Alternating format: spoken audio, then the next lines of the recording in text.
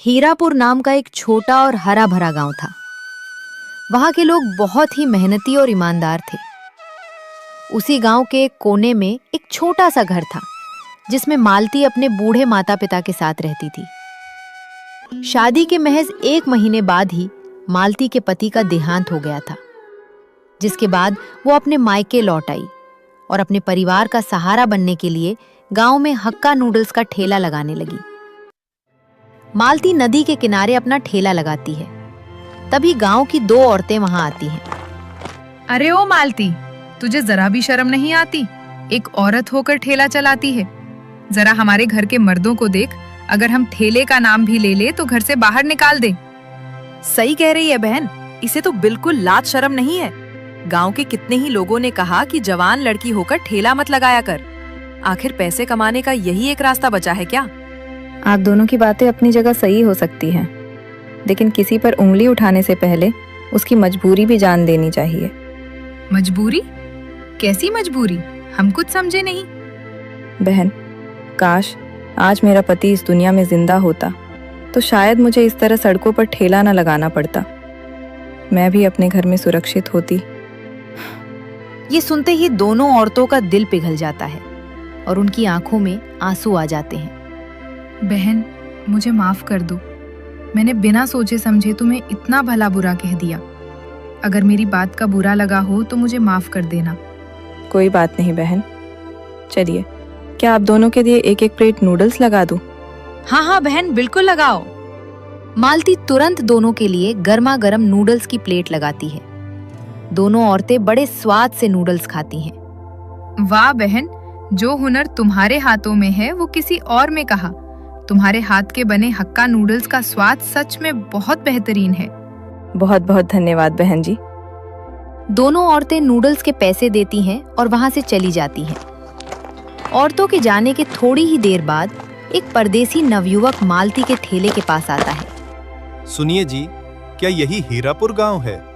हाँ, यही हीरापुर है। पर आप इस गांव के नहीं लगते।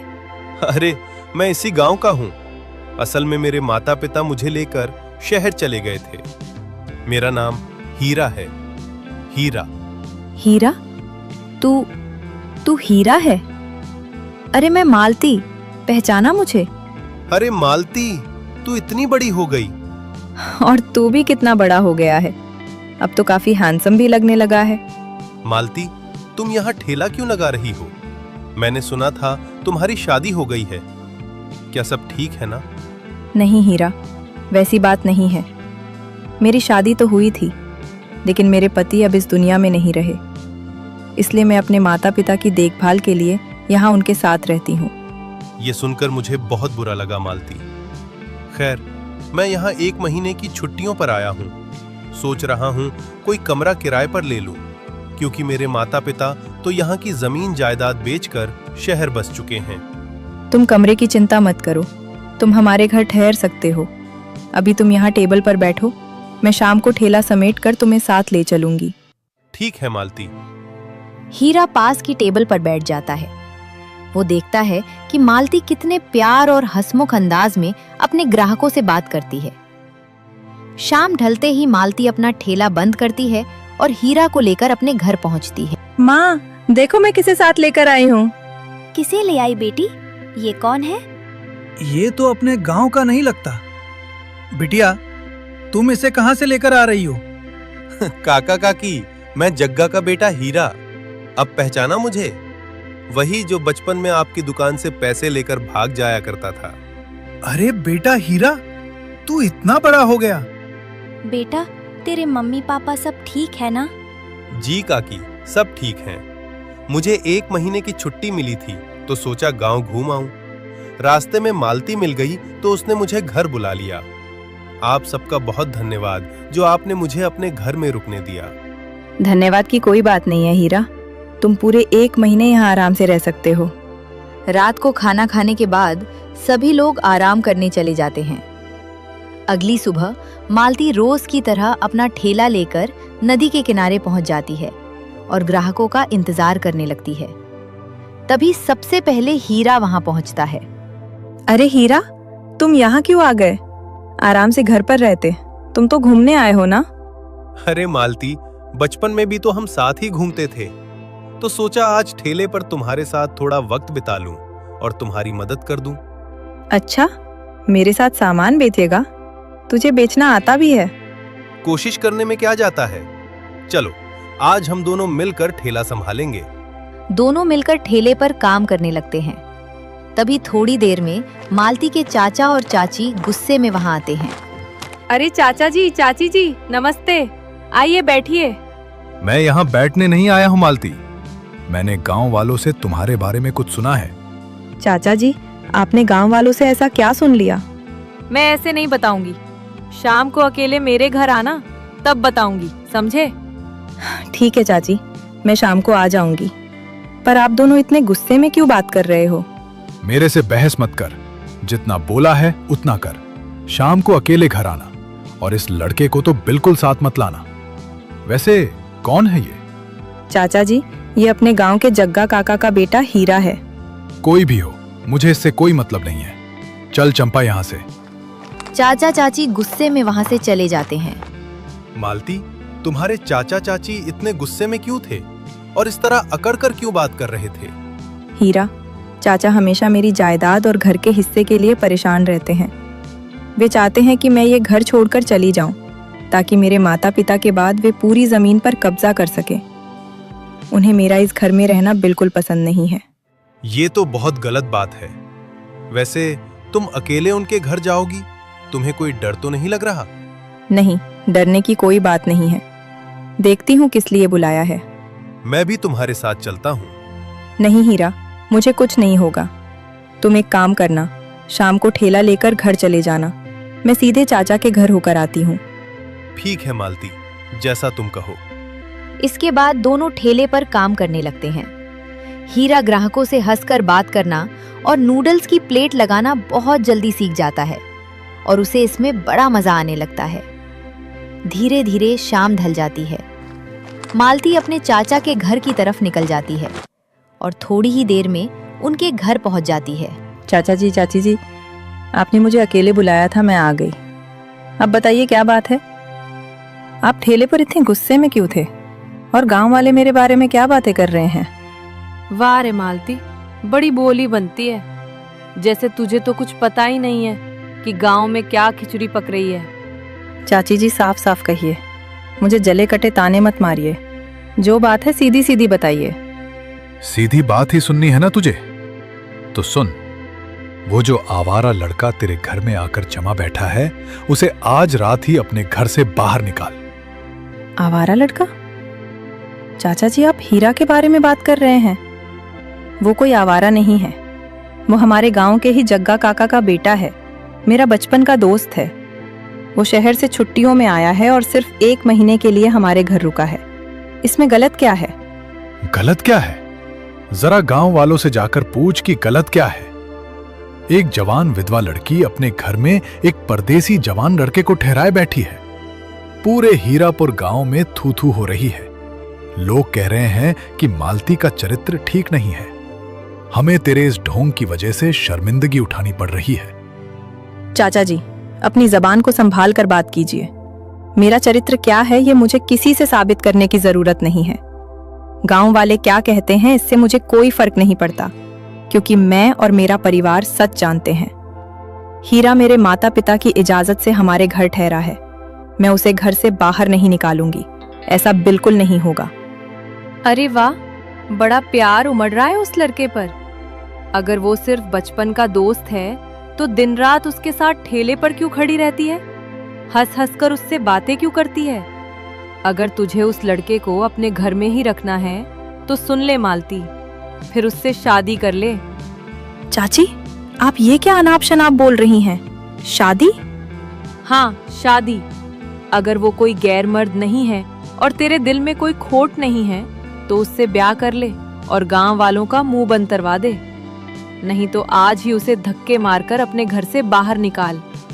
अगर तू ऐसा नहीं करती तो हम समझेंगे कि तू गांव के धर्म और मर्यादा को तार तार कर रही है।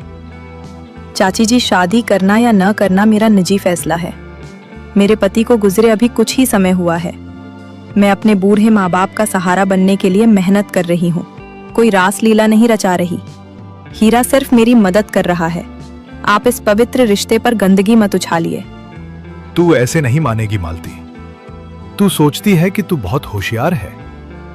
रुक, अभी मैं गांव के मुखिया जी और पंचों को बुलाता हूं। उनके सामने तेरी ये सारी होशियारी निकालता हूं। जब भरी पंचायत में तेरे और उस लड़के के रिश्ते पर सवाल उठेंगे, तब तुझे समझ आएगा कि गांव की मर्यादा क्या होती है।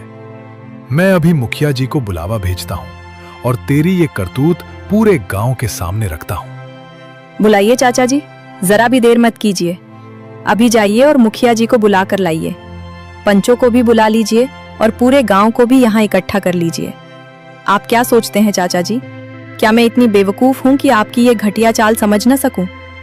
आप ये सब गांव की मर्यादा या मेरी इज्जत की चिंता में नहीं कर रहे हैं। आप ये नाटक सिर्फ और सिर्फ जमीन और घर का हिस्सा पाने के लिए कर रहे हैं ना? तू ये क्या बकवास कर रही है? जमीन का इससे क्या लेना देना?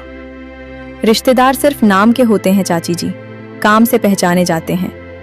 आप दोनों का नजरिया मैं अच्छी तरह समझती हूँ। आपको डर है कि अगर मैं यहाँ रही तो मेरे माता पिता के बाद ये घर और खेत मेरे पास ही रहेंगे और आपका लालच अधूरा रह जाएगा। इसीलिए आप हीरा के नाम का सहारा लेकर मुझे बदनाम करने की साजिश रच रहे हैं। इतना कहकर मालती ने एक पल भी वहां रुकना मुनासिब नहीं समझा। वो तेज कदमों से अपने घर पहुंची। अगली सुबह सूरज की पहली किरण के साथ ही मालती और हीरा एक बार फिर नदी के किनारे अपना हक्का नूडल्स का ठेला लगा चुके थे कि तभी अचानक गांव की सड़क पर भारी कदमों की आवाज सुनाई देने लगी। गांव का मुखिया, मालती के चाचा चाची और गांव के कुछ लोग गुस्से में ठेले की तरफ बढ़ते हैं। मुखिया का चेहरा गुस्से से लाल है। ओ लड़के, तू कान खोल कर सुन ले। आज के आज इस गांव से अपनी गठरी उठा और यहाँ से रफू चक्कर हो जा। तेरी वजह से हमारे गांव का माहौल खराब हो रहा है। गांव की दूसरी जवान लड़कियों और बहुओं पर इसका क्या असर पड़ेगा? एक विधवा लड़की के साथ तू दिन रात यहाँ खड़ा रहता है। आखिर तेरा इससे क्या रिश्ता है? मुखिया जी, आप बिना बात जाने मुझ पर चिल्ला क्यों रहे हैं? मैं कोई गैर नहीं हूँ। इसी हीरापुर गांव की मिट्टी में पैदा हुआ हूँ। जग्गा काका का बेटा हूँ मैं। जग्गा का बेटा होगा अपने घर का। तेरे बाप ने तो सालों पहले यहाँ की जमीन जायदाद सब बेच दी थी और शहर भाग गया था। अब यहाँ तेरा कुछ नहीं बचा है। न तेरा कोई घर है, न जमीन, और न ही इस गांव पर कोई हक। तू यहाँ सिर्फ आवारागर्दी करने आया है। मुखिया जी की बात सुनकर मालती के चाचा चाची के चेहरों पर एक शैतानी मुस्कान आ गई। चाचा तुरंत आगे बढ़े और हीरा पर बेबुनियाद आरोप लगाने लगे। देखिए मुखिया जी, मैं कल से यही तो कह रहा हूं। ये लड़का सिर्फ इस लड़की को मोहरा बनाकर हमारे घर और जमीन पर कब्जा करना चाहता है। गांव वालों की आंखों में धूल झोंक रहा है। ये मालती को बहला फुसलाकर खानदान की इज्जत की नीलामी कर रहा है। हाँ मुखिया जी, इस लड़के की नीयत बिल्कुल ठीक नहीं है। अगर आज इसे गांव से बाहर नहीं निकाला गया तो ये हमारे पूरे गांव को बदनाम कर देगा। चाचा चाची के ये नीच और कड़वे शब्द सुनकर मालती के सब्र का बांध टूट गया। उसका खून खौल उठा। उसने देखा कि हीरा सिर्फ उसकी मदद करने की वजह से बिना बात के अपमानित हो रहा है। बस बहुत हो चुका। चाचा जी, अपनी गंदी जबान बंद कीजिए। और मुखिया जी, आप पूछ रहे थे ना कि हीरा का मुझसे क्या रिश्ता है? तो सुनिए, हीरा मेरा पति है। मैं इसी से शादी करूंगी। बोलिए, अब आप सब क्या कहेंगे? मालती के मुंह से ये बात सुनते ही पूरा माहौल सन्नाटे में डूब गया। ठेले के आसपास खड़े गांव वाले हक्के बक्के होकर एक दूसरे का मुंह ताकने लगे। चाचा और चाची की आंखें फटी की फटी रह गईं। क्यों हीरा, क्या ये लड़की सच बोल रही है? क्या तू सच में इस विधवा लड़की से शादी करेगा और इसे अपनी पत्नी बनाएगा? मुखिया जी, मालती पहले विधवा थी, लेकिन आज से, अभी से ये मेरी पत्नी है। मैंने इसे अपने दिल से स्वीकार कर लिया है। अब बताइए, आप सब गांव वाले क्या बोलेंगे? और चाचा जी, अब तो आप भी शांत ही रहिएगा ना, क्योंकि अब मालती बेसहारा नहीं है। अब अगर आपने इसके या इसके माता पिता के घर जमीन पर बुरी नजर डाली तो मुझसे बुरा कोई नहीं होगा। अगर ऐसी बात है तो बात यही खत्म होती है। सुनो सब गांव वालों, आज के बाद कोई भी मालती और हीरा को परेशान नहीं करेगा। आज से और अभी से हीरा और मालती की शादी मान्य मानी जाती है। वैसे हीरा, तूने बहुत अच्छा काम किया है। एक बेसहारा लड़की का हाथ पकड़कर उसका घर बसा दिया। तू सच्चा इंसान है। चलो भाई, अब यहाँ भीड़ मत लगाओ, सब अपने अपने काम पर जाओ। मुखिया जी का फैसला सुनते ही चाचा और चाची शर्म से पानी पानी हो गए। वे बिना कुछ बोले चुपचाप अपना सा मुंह लेकर वहां से खिसक गए। गांव के लोग भी एक एक करके चले गए और ठेले पर सिर्फ मालती और हीरा अकेले रह गए। मालती, जो तुमने अभी सबके सामने कहा, क्या तुम सच में मुझसे शादी करने के लिए तैयार हो? हीरा, तुमने बिना अपनी परवाह किए पूरे गांव के सामने मेरा साथ दिया, लेकिन तुमने ये अचानक क्यों किया? सच कहूं मालती, तो मैं तुम्हें बचपन से ही पसंद करता था। जब मैं शहर चला गया तब भी मेरे दिल के किसी कोने में तुम्हारी यादें हमेशा जिंदा थीं। जब मुझे पता चला कि तुम पर दुखों का पहाड़ टूटा है तो मेरा दिल तड़प उठा। मैं तुमसे बहुत प्यार करता हूं मालती। कोई बात नहीं हीरा, शायद भगवान ने ही हमें मिलाने का ये मौका बनाया था, नहीं तो मेरे पति के गुजरने के बाद मुझ जैसी विधवा लड़की से शादी कौन करता। तुमने मुझे एक नया जीवन दिया है, मेरी खोई हुई इज्जत लौटाई है। अब पुरानी बातें भूल जाओ मालती। आज से तुम अकेली नहीं हो। हम दोनों मिलकर ये ठेला भी चलाएंगे, माँ बाप की सेवा भी करेंगे और अपनी एक नई दुनिया बसाएंगे।